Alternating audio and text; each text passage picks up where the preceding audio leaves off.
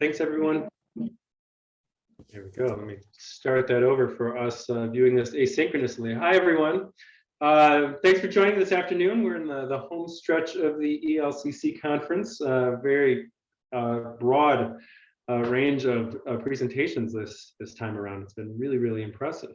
Thanks for joining me this afternoon. I'm going to walk you through the entire process of how we're creating social emotional avatars at the University of Colorado.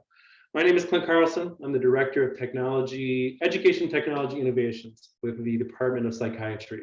So specifically looking at VR, AR simulations as it pertains to mental health and the broader field of psychiatry. It's a unique place to be doing this type of VR, AR work, which tends to be more focused on the concrete and the physical world around us. But we'll dive in and talk about all of that also. We've got about 6 or 7 people in the group, so feel free to unmute yourself if you've got a question, or drop it in the chat if it's something that isn't urgent and immediate. And we'll go through this entire process. I'm going to be explaining all of this, but then I'm also going to be going through the entire workflow, and I hope that we can do this together. So I'll be asking questions on what should we have the avatar say in certain circumstances, and I'd love for you to chime in with your own input to make that happen. As I present this type of work, there tends to be a lot of light bulbs that go off in people's heads on, wow, maybe I could use it for this application, or I could use it in this case. If you think of any possible potential way of using this type of system, please just drop it in the chat. I presented this a little bit in past conferences, and really interesting conversations pop up. So I've talked to counselors in lower education, veterinary deans on the East Coast that are looking at how can I use this to better train my faculty who are dealing with people coming in with animal problems. So stuff that's kind of out of the scope of what I'm working on in the Department of Psych, but I think as you'll see as I start building this out, there's a wide range of applications that this can apply to. So a little bit about me. Again, I'm the Director of Digital Education Innovations at the University of Colorado. I just moved back to Colorado last year after nearly 10 years overseas. So I've been spending a lot of time in international schools developing VR, AR simulation programs, namely around in Asia and Eastern Europe, and now doing that domestically back here in Colorado. Thrilled to be back in Colorado, where I was born. Loving the weekend warrior lifestyle of getting out into the mountains every weekend, and I do not take Colorado for granted. A little participation, if you don't mind dropping in the chat, the furthest you have been from where you are right now, while I move on. Always interesting to hear, where have people been? A couple quick definitions about simulation before we dig in, because I may be using words interchangeably. XR is extended reality, and this is really an umbrella term for modern simulation tools. So if you hear VR, AR, MR, those things all fall under XR, which is simulation. A little bit more of that. Virtual reality is a fully immersed world where we're completely inside of a computer-generated world, where augmented reality tends to augment objects, interactions in the real world, so in that room with you. And then mixed reality is kind of where those lines blend. Pokemon Go as an app is a good example of how VR and AR can change the physical environment around you a little bit. We're going to talk about avatars, which in this case are simulated representations of humans within this simulated environment. And we're going to talk a little bit about where I hope this project goes in the future. So we're going to be talking about artificial intelligence and machine learning. I'll use these terms interchangeably, even though if you wanted to get literal, machine learning is a subset of artificial intelligence. One thing to think about, just to know in your mind, if you don't know much about artificial intelligence, is to really think of it as AI serving different applications. Similar to having apps on your phone. You've got a phone app and a social media app and a calendar app. They're all apps, but they're all doing different unique things. And very similar things are happening in artificial intelligence. But there's an AI for that, there's an AI for that. We can see people have traveled all over the world, Samoan Islands, that's quite out there. Interesting, very great. So looking at the current simulation landscape, most things that are happening in the VR, AR, XR space are focused on things that are too expensive to do otherwise, They're very, very large, so that is difficult to do otherwise. They're very distant, they're very dangerous. But primarily what we're using these simulations for is able to replicate and simulate physical objects in our world. But what we're not seeing much in that space is how do we simulate how we connect and communicate as humans with each other? How do we simulate to train people to do front desk management, for example, in a hotel? Yep, you would have to bring in an actor, you'd have to go through some training exercises one-on-one with a person, but it's not simulated, it's not standardized, it's not something they could take home with them and continue to practice. So what I'm really trying to dig into is what about the deeper cues of subliminal communications and how do we interact with each other? How can those things be simulated in a way for us to do interesting things? In particular in the School of Medicine, where we got a lot of medical students. They're all coming in and they're getting pounded with information to memorize. But how do we provide them the soft skills of dealing with patient interactions? And traditionally, that's been done with trained actors in specific physical spaces where they can build that up. But again, it's not standardized. So a trained actor is trained to be standardized, but is a human, is going to interact differently with different people. And it is difficult to book time to get into those areas. So a lot of our up and coming medical doctors only get a handful of those opportunities to test out those soft skills before they start working with live patients. And this is intended to sort of bridge that gap as I'm using the tool in my perspective. So emotional avatars as what we're creating here. So using a piece of software called VTS, which is the Virtual Training Suite. This was developed by a company called Serious Factory. They are a French company, and they are fantastic. I mean, what they've done is really kind of given us a foothold into what is the possibility of simulating social emotional interactions. And then as I'll get into it towards the end of this conversation, where I'm hoping this type of project leads to, this is just the beginning. I mean, we can see in here, you can see a couple of examples. We can see the avatars talking to each other over here in this screenshot. We can see an emotional range down here. And we're going to program all of this together in real time over the next 40 minutes. So let's build this experience together. And you're going to get exposed to the software and how we build these things, so we can treat this sort of Mad Lib style. There's only a handful of us in the room right now, so feel free to unmute yourself as we're going to build this out. So the first place that I begin with brainstorming, kind of mind mapping what we want this interaction to look like, is that I use a Miro board. So Miro.com. Very similar to other collaborative whiteboard pieces in here. We're gonna have multiple people coming in here and really creating workflows and pieces. So here's a couple examples of how we built this all the way out. And I'll zoom in a little bit so we can see. So in this case, we were building avatars to simulate minority women who are entering menopause. And the cultural changes that are in there, those types of conversations. Sometimes that's a very difficult conversation. Sometimes that's a celebratory conversation. It's unique within culture. It's unique with individual. And we're hoping to simulate that so that caseworkers can come in and get an idea of how to use these better communication tools for when they get into the field. So really, we set up this logic. So we begin with a little description. So as you will enter the simulation, we're going to get a little information. The era here is 45 years old. She's from a southern tribe in Colorado, and we've got some medical details of her entering menopause. So when we enter the simulation, the first thing we need to map out is, well, what is our first interaction? What do we say to Ira first?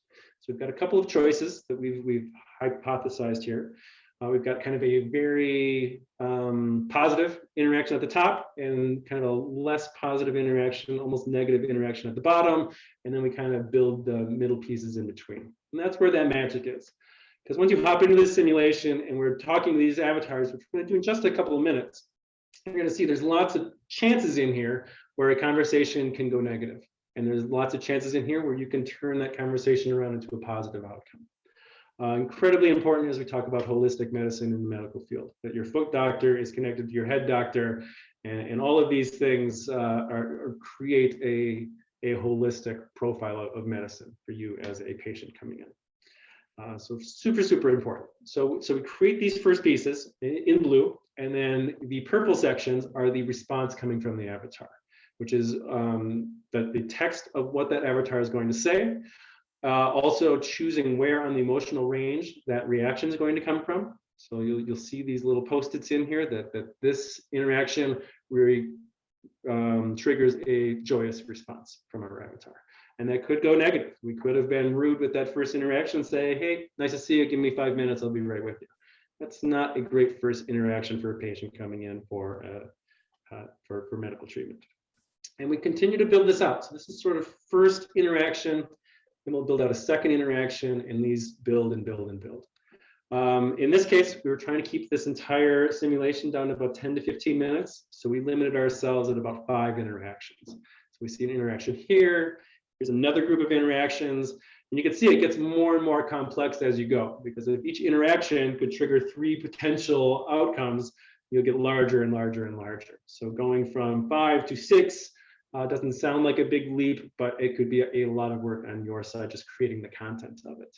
And that's really kind of the magic of this. The technology makes it easy to implement, but creating the ideas and the workflows and the ideas and the conversation is where it often gets tricky and you need a content expert in. I am not an expert of dealing with patients who are entering menopause. So I needed a colleague of mine, Dr. Laura Borgelt, who's in the pharmacy department at the university. She came in and gave me a lot of guidance on here's these types of reactions, here's a potential what you might say when a patient says this, and kind of mapping all of that out. So we're going to recreate this together. We're just going to spend a couple of minutes in that, and then we're going to spend the rest of our time developing the actual avatars. So let's go Mad Lib style. I'm going to start, and I like to just grab a couple of these.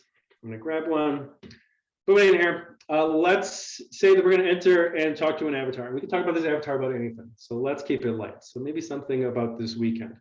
Could anybody put something in the chat or unmute yourself? What might be the first thing you would say to somebody if you're going to be friendly with them and build a relationship and ask them what their weekend would look like? And we're going to look for a positive thing that you could say and maybe a little more abrasive thing that you might say. How about, do you think the Easter Bunny will visit you this weekend? Think about Easter Bunny will visit you this weekend. I think that's great. I'm going to leave the typo in there just to keep us moving.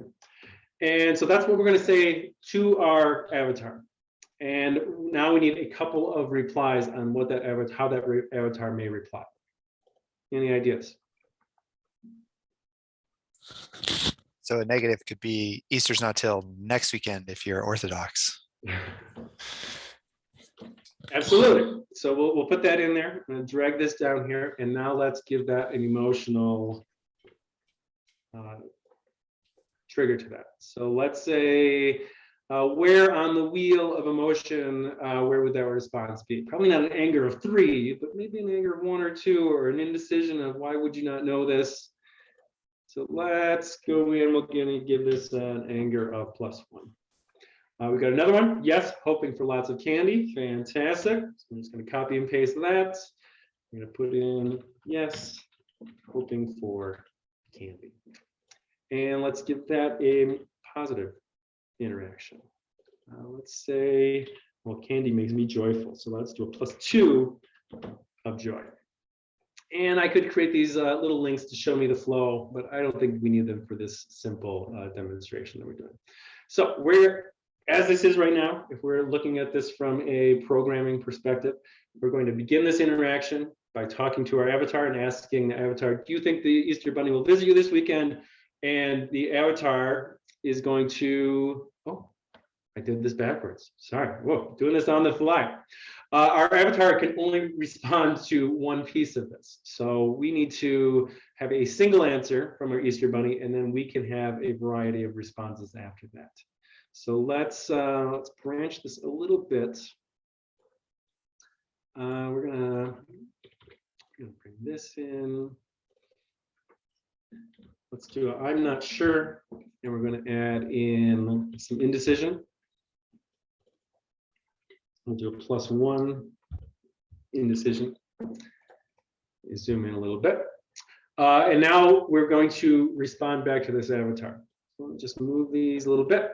We're going to grab this one and bring it up and say, aren't you excited for candy. And that looks good. And then we'll create a possible another choice of what else we could say to this avatar when they say, I'm not sure. We could also ask about why not more enthusiasm. And what we're going to do is these are going to be those responses back from our avatar. So we've got these in here. Let me draw some lines in here so that we can see that this will branch there, or this will branch down here. And then these are going to branch to these. So we're building a conversational workflow in here. Now we're going to come in, ask our avatar, are you excited about the Easter Bunny? Avatar is going to be indecisive, I'm not sure. We're going to probe a little bit and ask either, aren't you excited for candy? Or why not more enthusiasm? And then we're going to get those responses. And we can continue to build this and build this and build this. This is going to make a lot more sense once we start building it in the virtual training suite. So I'm going to leave this right here. Let me stop sharing because I'm going to share my other screen and we're going to start building this from scratch.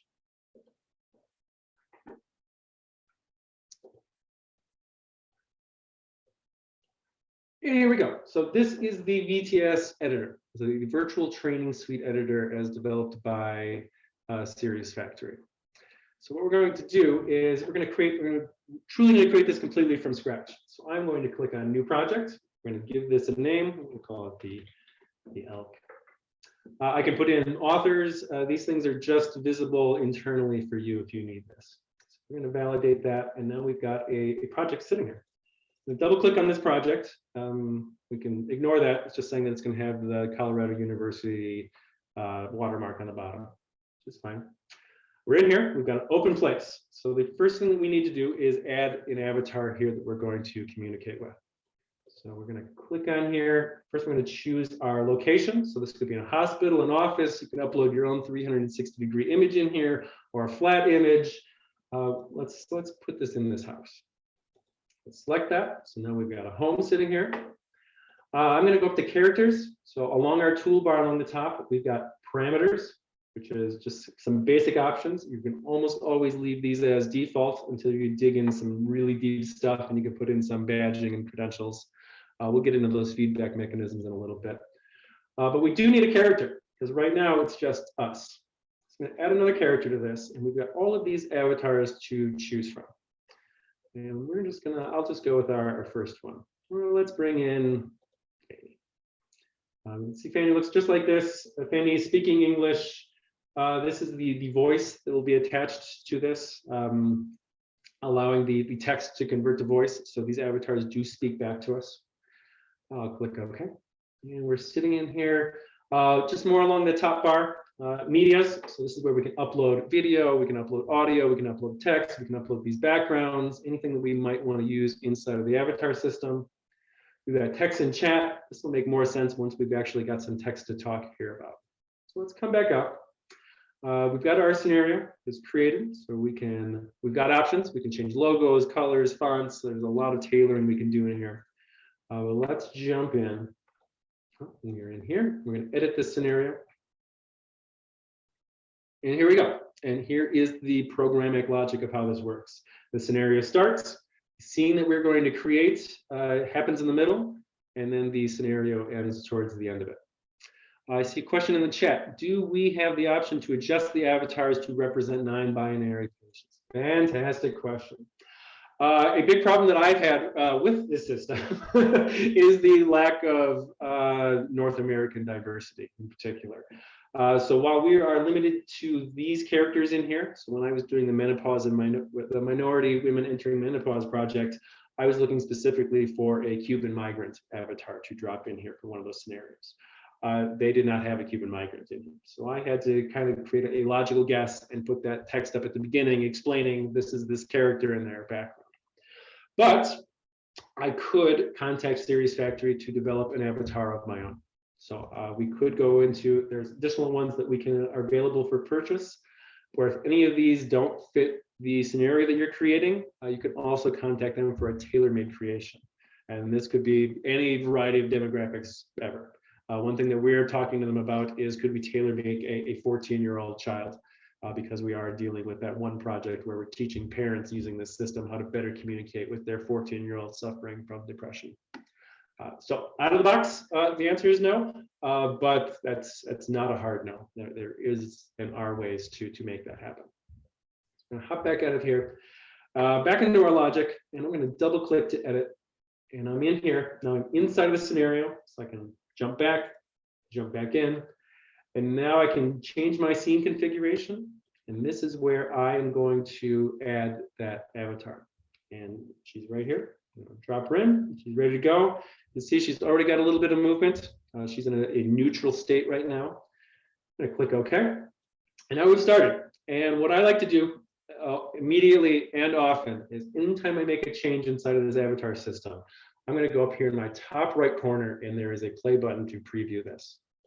So we're going to hit preview, and I'm always doing this just to ensure that what I was doing does what I needed to do. That happened very, very quick. And that is because we've got no interactions in here. So it launched and then it reached the end and nothing else happened in the middle. So let's start building these pieces in here. So along our right-hand side toolbar, we've got these blocks where we can add in pieces. And primarily, we're going to be using sentence choice and speech. So let's bring in a sentence choice to begin our interaction. And if I open this up, here's me talking to Avatar. And we're going to ask this Avatar, do you think the Easter Bunny will visit you this weekend? And we'll click OK. And again, this is saving in real time. It is web-based, so no buttons to save or worries about that. So you can always be undoing things. You can always be redoing things. But know that you can just kind of work in a fluid creative space. So let's hit play again. And what we can expect to see is that we're going to start this scenario. We're going to ask this choice, and then our scenario is going to end. And now that I've done this a couple of times, I don't necessarily do that. I build out quite a bit of it because I kind of know what to expect. And here's my only choice to say to this avatar. Do you think the Easter Bunny will visit you this weekend? And our simulation will end. Because we need to add in the reply, the interaction. Yep. And that's shut right down. So now let's bring in, instead of a sentence choice, the avatar is going to speak to us. So we're going to bring in this speech, and I can drop it right on this line and it'll auto connect, or I can drag it in anywhere. I can grab these arrows and make the connection.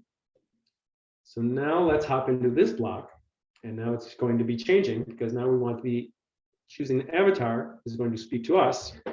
And we decided that we were going to have that avatar say, I'm not sure. So we're going to ask a more probing question. Why are you not sure about the Easter Bunny coming this weekend?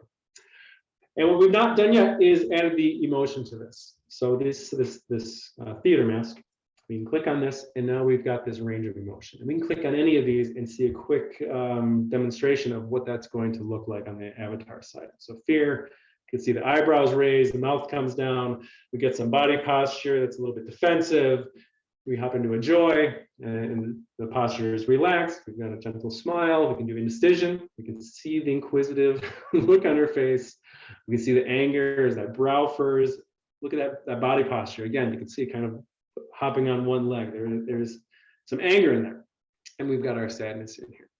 Now we decided that we want this avatar to say, I'm not sure, with just a light indecision. So not a full indecision, just a little bit of indecision.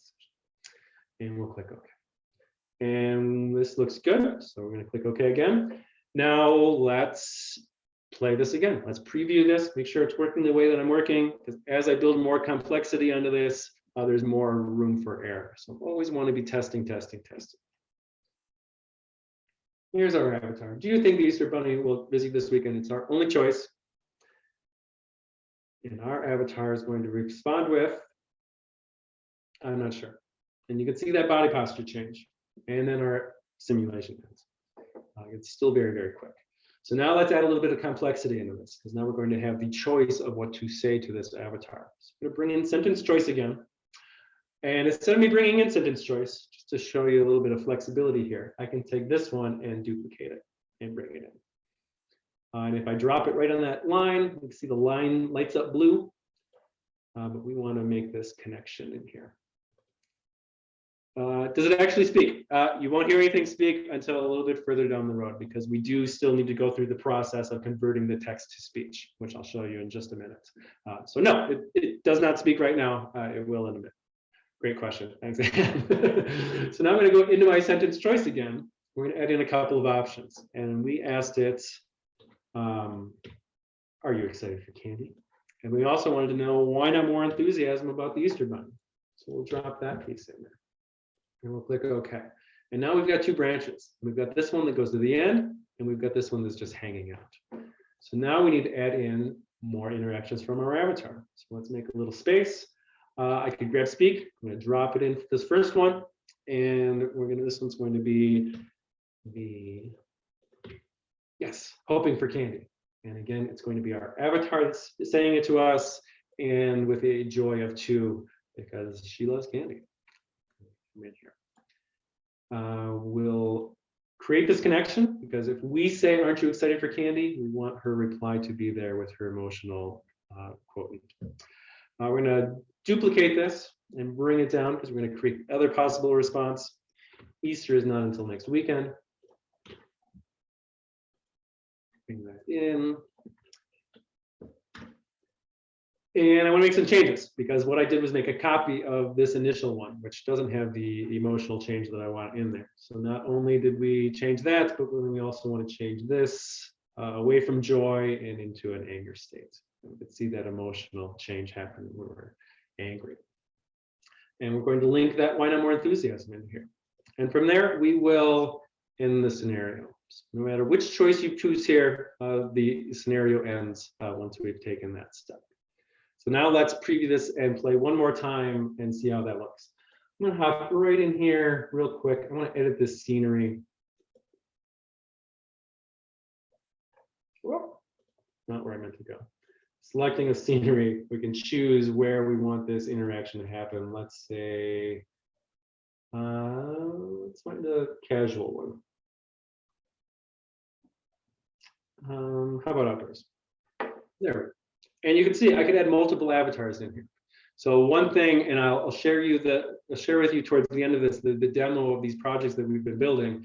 In one case with that Cuban migrant that I was speaking of, she is there but speaks no English. So we had to create another avatar that would sit in here that would be doing the translating in between. So now that changes how you're having a conversation with the patient, because not only are you trying to develop a relationship, but now you're trying to do it with a language barrier. So now you're speaking English to the translator avatar who's translating it to her and then back. So now you need to be concise, because you know the translation can be difficult if you're using big terminology or a lot of words, but you're still trying to build that patient relationship. So it changes the paradigm of how you may interact. And that's an important thing to be able to simulate in here. So now let's hit play. She will not be on that white void that we saw in the back. She's outside with us. Do you think the Easter Bunny will visit you this weekend? And she's going to reply with text for now. I'm not sure.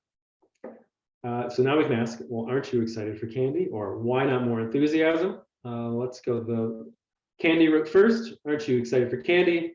See her emotional change. Yes, hoping for candy, and she's cheerful. And now we've ended the simulation. And we could run that again. And of course, if we did it with the Easter is not till next weekend, we would see her emotional change to an anger of 1 hopping in here. So this is a great start. So let's dig in a little bit more into what we can be doing now that we've created this. We've started with that Miro workflow. We brought it into here. And now we can do some pretty interesting things. We could add badges to this. So we could add an empathy badge of dealing with the elderly or dealing with kids or dealing with all kinds of variety of scenarios. So you could create a badging platform behind all of this. Let's see what else we want to jump into while we're here. I could add in some other pieces in here. So we just focus on speech and sentence choice, but we could also just add an emotional change in here. So we'll just add that block in here. And then we'll double click to come in, and all we can do is change the emotion. So let's go with fear, just to see a range of emotion. So now this logic is saying that we're going to ask if they're excited about the Easter Bunny. They're not sure. Ask why not more enthusiasm. They will say Easter is not until next weekend with a little bit of anger. And then we're going to see that emotional change to fear. And then the scenario will end. So let's, what else can we add in here from those pieces? We could add in different animations. So let's grab an example of that and take a look. You see there's all kinds of animations that could come in here, being curious, scratching the chin, a huge variety of different types of animations within all of those emotional quotes. So we could change this to being a very sad avatar and giving it a sad posture and animation that we can control. Let's hop back out. We can add quizzes in here. We can put in clickable zones. So say we wanted to then inspect a patient. Well, what part of the throat would you inspect on that patient first? So we can kind of create those hotspots in there. We can create URLs and embed videos into this. So say, for an example, you were having a conversation with a patient or a student or any type of avatar in here, and you're doing poorly. And we could set up a trigger in here where if you make 2 mistakes in a row, a video will pop up. Hey, it looks like you're having trouble interacting with this avatar. Here's some communication techniques you might want to try. And then from there, they can try to revert that conversation to a positive outcome, or they can redo this simulation 1,000 times till they get it right. All possible and simulated and standardized. So now I can push this out to 100 students, and if they all chose the exact same path, they would get the same outcome. But as this builds up complexity, there'll be a variety of different ways that they can navigate through those conversations in here. So let's add one more piece in here. I'm going to bring this message in and put it right up front. Just want to drag these arrows to create that logical flow. And the message will be, welcome. Here's the avatar. And we'll see what that looks like in a second. I can add sound to that. I can add images to that. There's a lot of flexibility in here beyond just creating the logical flow of talking to these avatars. We'll hit our play. And here's the avatar demo. So there was that message box that pops up. I can click through that. And do you think the Easter Bunny will visit this weekend? Her response will be, I'm not sure. I see a little question here. Does the software integrate with different learning management software? It does, and I'm going to show you that in a little bit. Part of the exporting of that is where that conversation hops in. So just put a pin in that for a second. Why not more enthusiasm? We're going to follow this flow. Easter is not until next weekend, and then we're going to see that emotional whoop, kicked me right out. It happened so quickly that it went right through. So what I would need to do is add some pauses in here and some pieces in here. Traditionally, I haven't really used these on their own because I've always got them connected to a piece of dialogue. So we'll just drop that back in there. But you've got the options. And you can, these are the standard blocks. You can also go into technical blocks and create variables showing, all right, if they answer these 3 things in this order, then something triggers and happens. So in that case, say we compound a fear emotion across 3 times, and if you do that, then that triggers a video that pops up or leads to a different path inside of this. This can get quite complex. And those 2 pieces that I dropped out of here that dumped out really quick because there was no wait time in there. So I could have put in a wait for 2 seconds, and why don't we just do that for one of them? Let's change that emotion. We're going to make that emotion fearful. And then because they're going to answer that, and it's just going to run through that so quickly, let's add that wait. I'm going to drop a wait in here of 1 second is fine. And I'm going to add 1 on the other end, it's 2. We can randomize things. So those sentence choices we had in here, those could be randomized for students or whoever you're working with so they can't start memorizing the path. Let's give that another play. And we're going to see that they're going to say Easter's not till next weekend with a slight anger. The system will pause for a second on that anger emotion. Then we're going to see that emotion turn to fear for 1 second before the scenario sets. And we're building more and more complexity in here. Let's go and play that, and then we'll dig into the exporting and the feedback and the other parts of this. There was our message block comes up. You think Easter Bunny will be this weekend? It's the only choice we've given ourselves. And our avatar will say, I'm not sure. So why not more enthusiasm? We're going to see that little bit of anger. We're going to see that fear. And then our simulation ends. And we just build and build and build on that complexity. So let's, and that is essentially how we build this up. And you're just building logical pieces of this. There's not an artificial intelligence component to it. yet. As we completed this, once we've got this ready to go, we need to push this out to students. We've got our publish button up here. And we click on publish, and we've got a variety of ways to publish this. So we've been providing these as web pages because we've got people that are interacting with those minority women entering menopause that aren't part of our LMS or aren't part of our system. We need to be publicly available. But there is a SCORM package. So you could wire this into your Canvas or into your LMS shell. If it supports SCORM, which is pretty common, you can wire it into your learning management system. And then you'll be gathering feedback on how different students in that roster are pushing against it. You could also install the VTS player. So if you've got students that have iPads, they can install this VTS player, and then you could push these experiences straight to that app. And then the other option, again, is using the web page, which I'll shoot a link to you as we get towards the end of this, and you can go through all of those minority women entering menopause scenarios and see how those were built out. And in particular, the third one, which has that translation piece, which I think is very interesting. So I will just say webpage here to keep things simple. I've got a couple of last options. I usually allow for full screen and allow for HD. There's no reason not to. I hop in here, and right before I hit publish, it tells me that there are places for improvement. I can see the parts to improve. I've got an unused custom scenery. So if I click on that, it'll take me back here. So it's just telling me that I didn't use this office scene actually in the scenario. But then most importantly, missing voices. We'll click on missing voices, and this is kind of a list of all of the voice interactions happening throughout the scenario. So we've got the welcome, avatar, and then we've got these pieces in here. We can click, and it will ask us to pay to synthesize these into generation, but I've got a slick workaround for you. So you can do that if you've got an unlimited budget, and I don't like doing this until I know that it's final, because I don't like paying for things and then just having it reverted with a change. But what you can do, and it is a little bit of a workaround, but it's possible to do and pretty quickly, is that I use a text-to-speech website. Let me stop sharing for 1 second so I can hop to my other screen and share over here. It doesn't take long, and it's pretty slick and intuitive. So let me hop here. There's millions of these websites around. I like this TTS MP3, which is text-to-speech mp3.com, and I can put any text that I want in here, and I've got a variety of languages, so and dialects and ways to do this. So I'm going to use a US English. I'll use Kendra.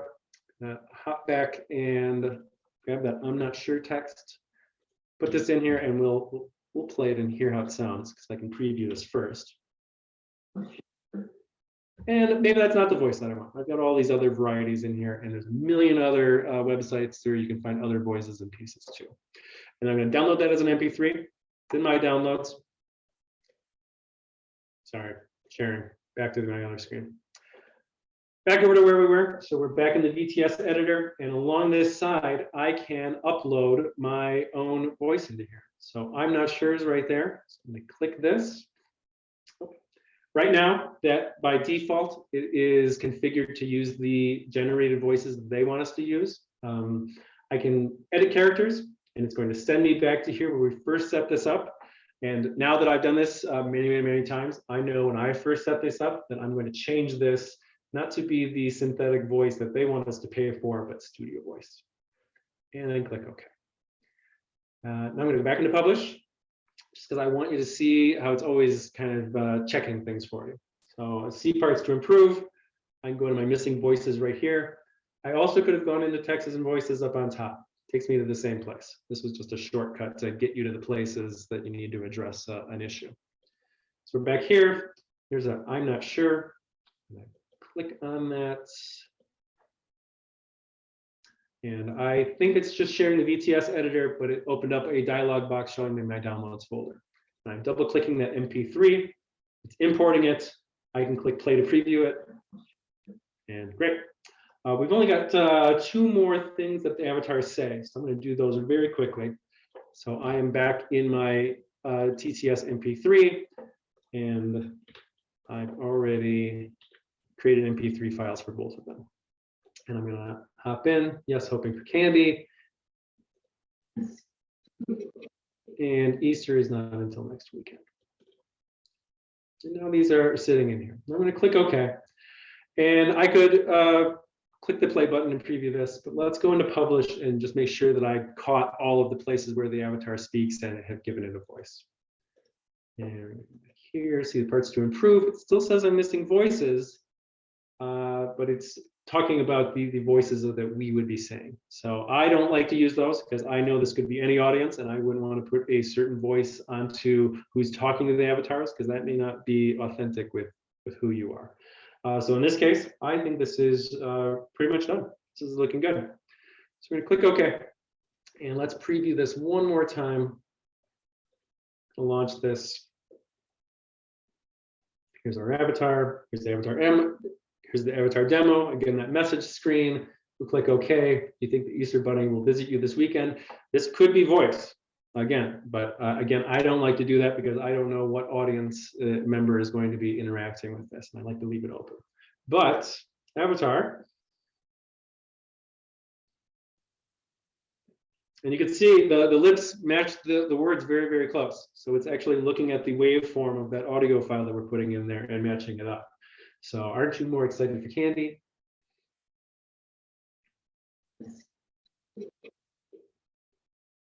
And our simulation is over. What's interesting about this is that because you can upload your own audio file for each one of those, that could have slang, that could have different dialect, that could have a southern twang to it. It could be medical language that is difficult for TTS to MP3 to be able to synthesize and turn into something. You may want it to be your voice or a trained actor's voice. And you could have them record those bits and drop it in. That is a big chunk of what we were going to go through today. Let me tell you a little bit more about, check the chat. Does the software integrate? Yes, it does. Does it actually speak? Yes, it does. Do we have the option for other avatars? Yes, we do. Great. So I am caught up. So let me hop back out of here and hop back to my sharing. Here's that presentation again. So another piece that's really powerful of this is that there's feedback dashboards.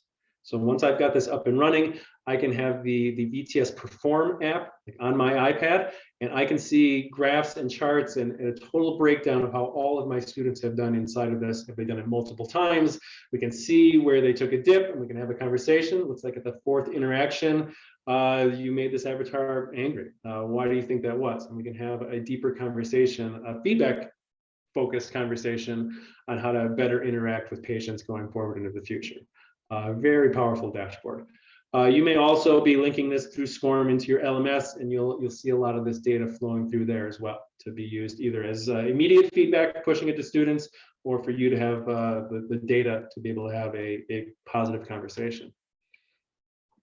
The access of this is fantastic. So we've seen kind of the web version of this because we're on Zoom, but this scales from full VR all the way to web-based. So handles a lot of the accessibility issues with VR, is that I can have a lot of people viewing this just through their webpage if they need to, or if they've got iPads, we can push it to them, or if they've got a full VR headset, they can be completely immersed in the scenario.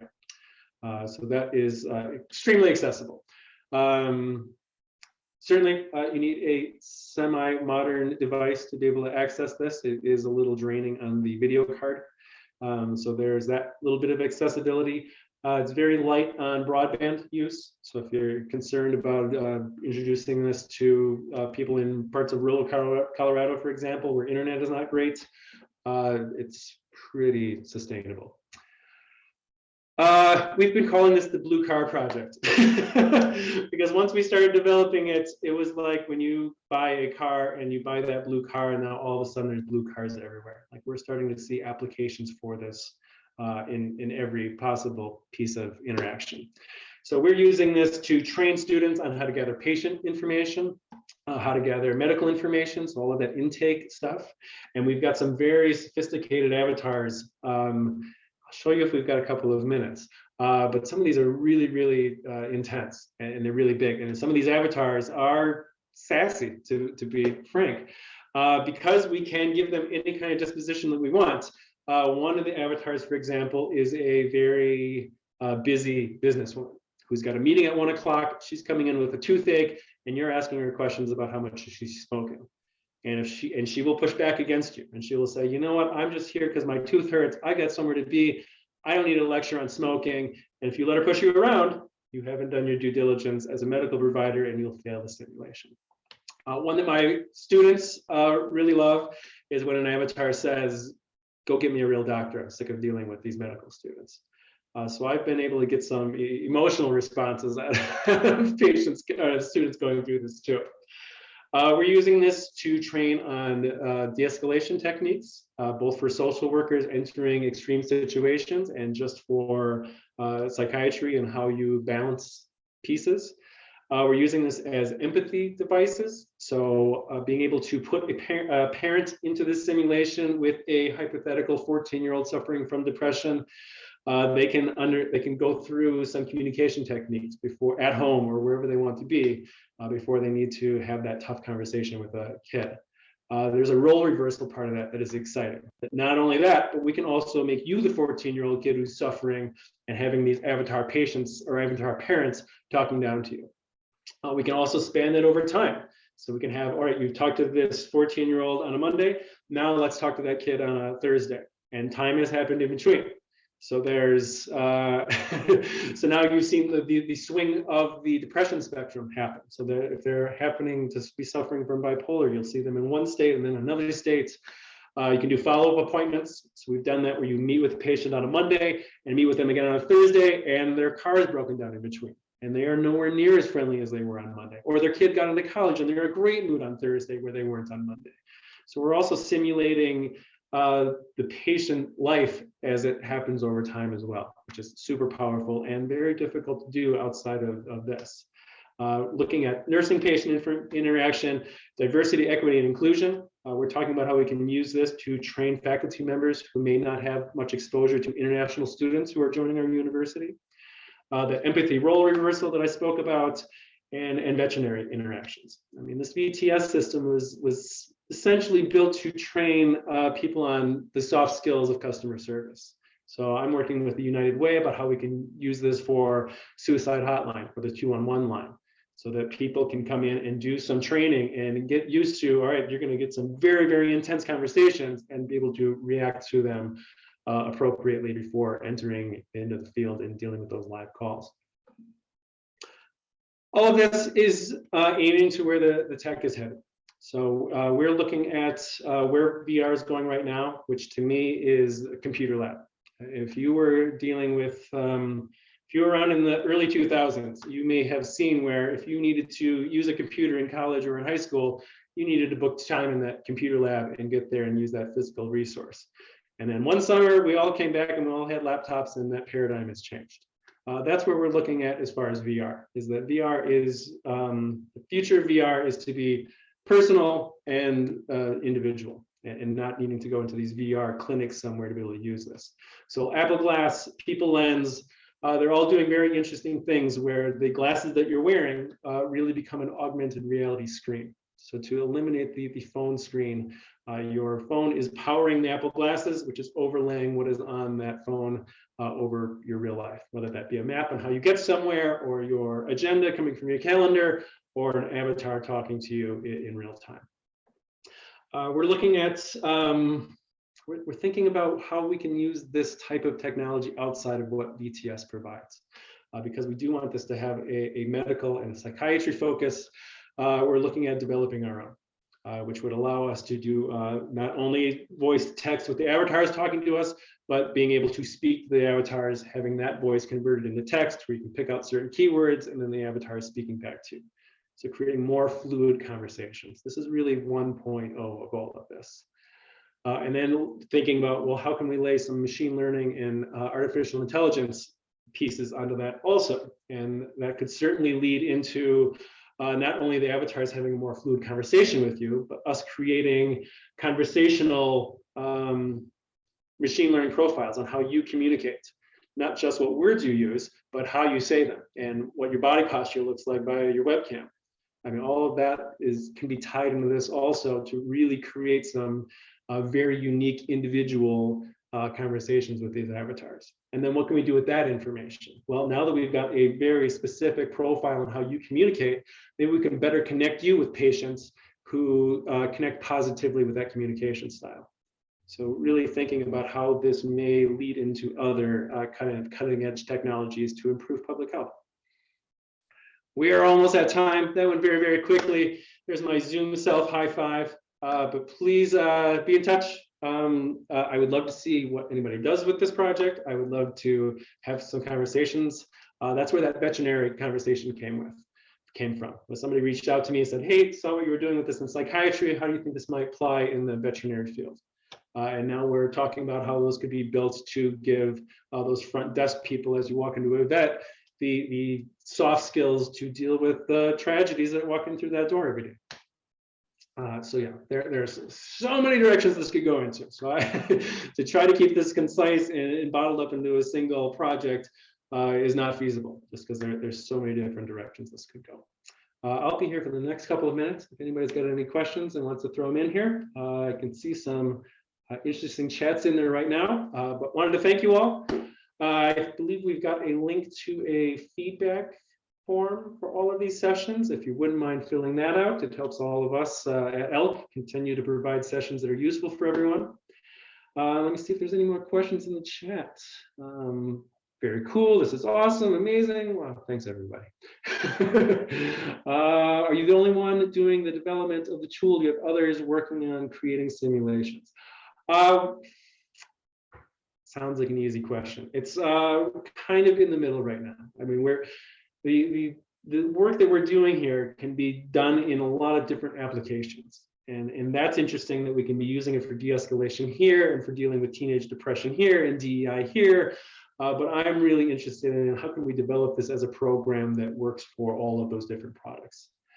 So I am the only one doing this development right now, but the plan is to very, very quickly grow that as I've just kind of moved into my new position and I'm kind of gathering the troops to get this going. So it's to create a holistic version of this that works for all types of applications that we know of, and more importantly, the stuff that we're not thinking of yet. Because as I can see in the chat, everyone's gears are kind of turning. Well, how can I use this in my little niche place? We're thinking about that also. So how do we create something with maximum flexibility to be able to address any of those unknowns as they become known? All right, we are at time. I thank you all so much for coming. Let me stop sharing. There we go. Hi, everybody. Thanks for coming. I hope you enjoy the rest of the ELK conference. Please be in touch if you need anything at all, and have a great day.